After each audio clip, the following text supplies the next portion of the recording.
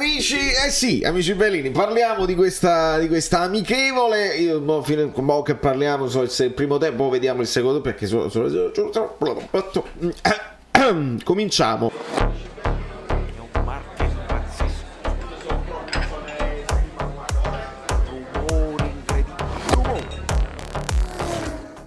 Allora, amici belli, amiche belle, bellissime, Roberto Persico, benvenuti a tutti i nuovi iscritti, qualcuno nuovo che è venuto anche per quella collaborazione che abbiamo fatto con il profeta del fantacalcio, che vi porterò anche qui più in là. Ma lasciate un like per le nuove maglie, perché questa è sicuramente una notizia e piacciono, ho sentito in giro un pochino di cose, insomma il tifoso mi sembra in generale contento guardando anche gli amici così, una bella maglia, i dettagli, cioè quella N insomma che crea questo pattern che non è una tinta unita, quella è una cosa carina, queste maniche così e il rendering digitale che non piace perché la forma, le maniche sembrano lunghissime, invece addosso, come al solito, addosso ai calciatori piace sempre di più perché chi ci sta in da maglia questa è un'altra, quindi lasciate il like.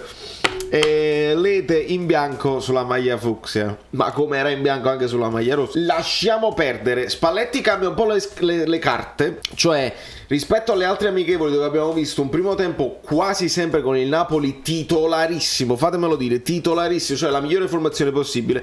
In questo caso permettete un'intuizione, anche per non fare, perché se poi essendo fuori forma, perché sei fuori forma, se metti tutti i migliori subito e non la sblocchi, il tifoso può dire oi, non siamo buoni, questi sono i migliori, con questa la formazione titolare, se non riusciamo a fare gol nemmeno. E invece Spalletti, secondo me cambia un po' le carte in tavola, perché vediamo Ostigard a sinistra con Rachmani, quindi si adatta a Ostigard e lì probabilmente ci sarà Kim. Vediamo Dem e non Lobotka, poi è chiaro potrebbe essere pure che stavano fuori forma gli altri, Lobotka, vediamo Gaetano, non vediamo Fabian, non vediamo Zielinski, non so se qualcuno è proprio c'ha affaticamenti eccetera eccetera, e vediamo non Kvara ma vediamo Elmas a fianco ad Osimhen con Politano e non Lozano, quindi un po' un macello, ma queste sono seconde linee che poi noi ci dobbiamo ritrovare. Si comincia con un quasi rigore su Osimhen, per me era rigore, cioè l'hanno veramente buttato, l'hanno fatto a sandwich in una delle poche occasioni, io lo devo dire, io amo Osimhen, ma con i tempi di gioco, l'attacco e fuori gioco ragazzi proprio non ce l'ha. Proprio è una di quelle cose su cui deve lavorare, perché parte un attimo prima, gliela danno un attimo dopo, non lo so, ma parte sempre un attimo prima. E infatti qua mi sono scritto Ostigard a sinistra, non un fine dicitore con i piedi, sembra Fabio Cannavaro fisicamente col capello rasato, non un fine dicitore quando deve fare i cambi di gioco. E qua vediamo Osi pallonetto fuori gioco, peccato perché aveva fatto il movimento bello alle spalle della difesa, il pallonetto sul portiere in uscita, ma purtroppo fuori gioco è fuori gioco, e quindi così. Spalti vuoti, mi sono scritto. È chiaro, quelle che si possono chiamare curve sono quasi tribunette perché sono staccate, è un quadrato, non gira tutto intorno come il San Paolo Maradona, però io volessi sapere quanti soldi hai fatto a mettere le curve, a mettere quei prezzi così alti, oltre al fatto che la metti a pagamento su Facebook e su Sky, oltre al fatto che la TV turca la mette in chiaro così. Quindi vorrei proprio sapere economicamente quanto ci hai guadagnato e il fatturato quanto è aumentato con questa operazione simpatia. Spalti vuotissimi, brutto colpo d'occhio. Amir traversa su assist di Politano al 16esimo, schema di calcio di punizione, qua pure me la sono segnata, perché vediamo andare sulla palla Mario Rui, il maestro, e Elmas per l'opzione a destra, non c'è molto altro. Mi posso immaginare che quando ci sarà Kvara potrebbe essere uno di quelli che può tirarli. Fabian raramente l'abbiamo visto tirare, però tirava i calci d'angolo Fabian con la Spagna. Zielinski li potrebbe tirare, insomma questa è tutta da vedere, la questione calcio di punizione è molto importante. Poi ho scritto Noia al 25esimo perché questo 4-3 mi sembra un po' prevedibile. È chiaro che dobbiamo sempre considerare questo triangolo, in questo caso con il vertice basso Demme, con Gaetano e Anghissà, ogni tanto swifta, no? E si trova Gaetano un po' più sottopunta con Anghissà che si mette vicino a Demme, ma siamo molto prevedibili e io vedo ancora Osi molto isolato, questa sorta di 1-5-4, perché si abbassano molto Elmas e Politano, credo per richiesta dell'allenatore, e Osi risulta molto isolato. Politano alto, una percussione di Anghissà che finisce sul fondo dalla sinistra, mette in mezzo Politano da breve distanza, la colpisce al volo ma finisce altissima. Poi Politano di poco fuori, la sua solita percussione a rientrare sul mancino e tira sul primo palo di poco fuori.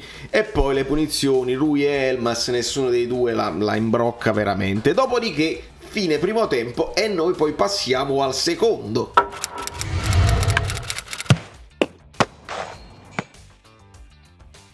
E quindi amici bellini, lo so, manca poco, in realtà siamo ancora durante ma cioè, perché poi devo fare l'edit. Insomma, nel secondo tempo entrano Lozano, Zielinski, JJ al posto di Rachmani, quindi Ostigard passa a destra, Fabian, Kvara, Ambrosino al posto di Osimhen, Lobotka, dopodiché c'è un tiro di Di Lorenzo, facciamo tutto in fretta così magari se succede qualcosa mi avvertono dalla regia. Tiro di Di Lorenzo centrale parato, il gol di Lozano, una piccola diapositiva, la metto qua, che se mi bannano non fa niente, ma insomma giusto per farvelo vedere, su assist di Kvara, molto simile alla roba che ci faceva vedere Insigne con Lozano o con Callejon all'epoca, su bel cambio di gioco di Ostigard. Poi arrivano le donne di lode per Ostigard. Fabian di poco fuori, un tiro dei suoi. Meret para su calcio di punizione di Balotelli, che nel frattempo è entrato nel secondo tempo e ci crea delle difficoltà, perché poi buona diagonale di Di Lorenzo che salva su un cross pericoloso. Entrano Zerbin al posto di Di Lorenzo, terzino, e Olivera si comincia a vedere al posto di Mario Rui. Dopodiché lo chiamiamo infortunio di Ostigard, che per quelle sono roba di presunzione, dice vabbè ce l'ho, si mette davanti ma l'avversario lo uccella e poi Meret non si capisce se tocca prima la palla, se tocca solamente il giocatore, insomma rigore e Balotelli lo butta a sedere e segna 1-1. Sarà finita 1-1? Non lo sappiamo perché ancora stanno giocando. Fatemi vedere. Niente? Perché dovete sapere che in Turchia quando mandano le pubblicità è una cosa pure buona, perché tu non ti perdi nessun secondo di partita. Pubblicità, la partita si frizza praticamente e poi ricomincia dal momento in cui si è frizzata. Di conseguenza tutto si rallenta e la partita finirà dopodomani a me, ma io devo andare a fare il che fare tra editing e cose varie.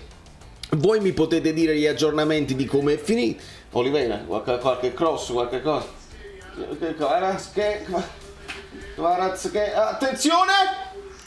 No! Ma comunque niente, non è successo niente, un pilo penso di qua.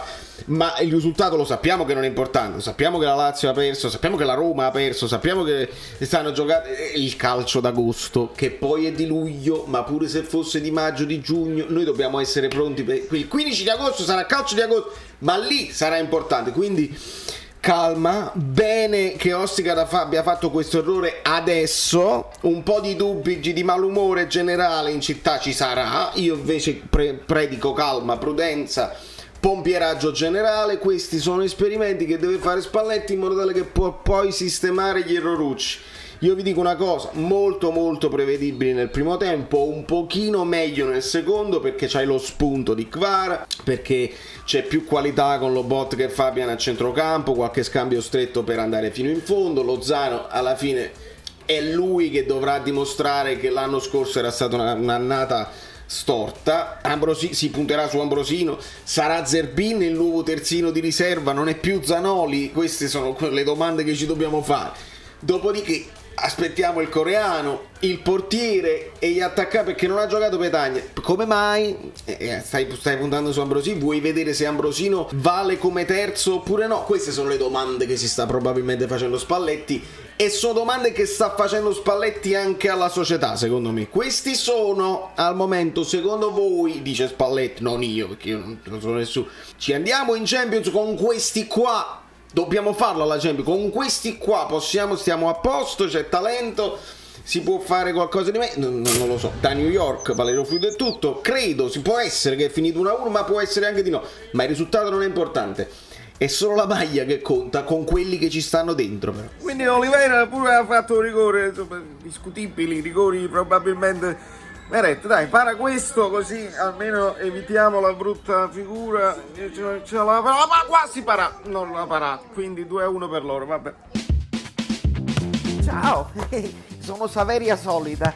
Se arriviamo a 15.000 iscritti su YouTube è una cosa di cortesia, ma secondo me dovreste seguirlo anche su Instagram, @ValerioFluido. Fa tutte queste cose cretine. Sei iscritto pure a TikTok. Niente più, dai, basta, sei cringe. Quante cose.